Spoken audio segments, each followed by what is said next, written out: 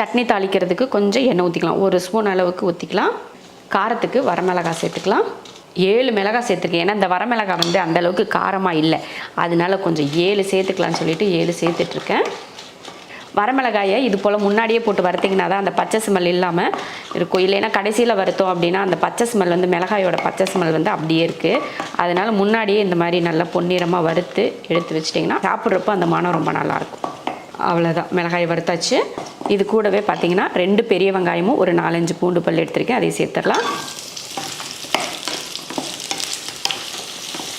அவ்வளோதான். அந்த வெங்காயத்தோட ஒரு பச்சை வடை போகிற வரைக்கும் வதக்கிட்டு கூடவே சின்ன துண்டு இந்த மாதிரி சின்ன புளி சேர்த்துட்டு கூடவே 2 தக்காளி சேர்த்து விட்டுறலாம். 2 தக்காளி.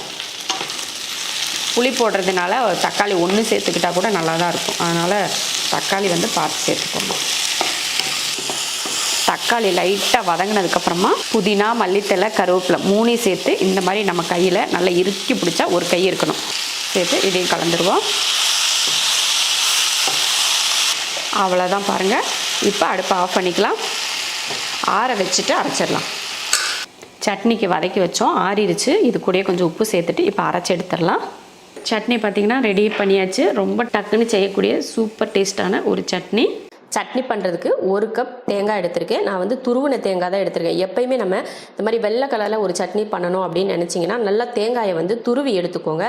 அப்போ தான் சட்னி வந்து பார்க்குறதுக்கு ரொம்ப அழகாக நல்லா கலர்ஃபுல்லாக தெரியும். கலர்ஃபுல்லானா ஒரு மாதிரி வெள்ளையும் இல்லாமல் ஒரு க்ரீனும் இல்லாமல் ஒரு கலர் நல்லாயிருக்கும். நம்ம ஹோட்டல்லாம் போய் சாப்பிட்டோம்னா பார்த்தீங்கன்னா சட்னி பார்க்குறதுக்கே அந்த கலர் ரொம்ப அருமையாக இருக்கும். அதெல்லாம் பார்த்தீங்கன்னா தேங்காயை துருவி தான் அரைப்பாங்க.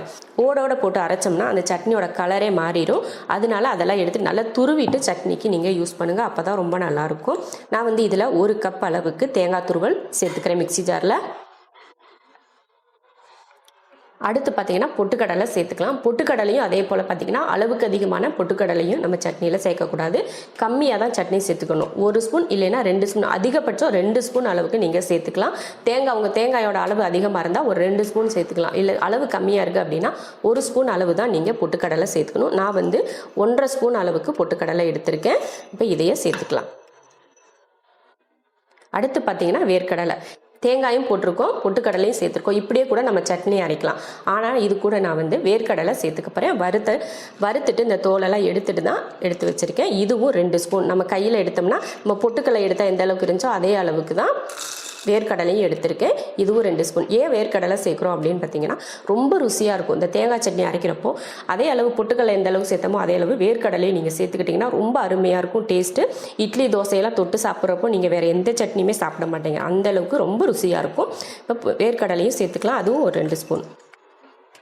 அடுத்து வந்து பச்சை மிளகாய் சேர்த்துக்கலாம். நம்ம காரத்தை பொறுத்து நம்ம மிளகாய் சேர்த்துக்கணும். இதில் வரமிளகாயெல்லாம் சேர்த்தோம்னா அந்த கலர் வந்து நல்ல சிகப்பு கலராக மாறிடும், இல்லைன்னா மஞ்சள் கலரில் மாறிடும் இல்லையா.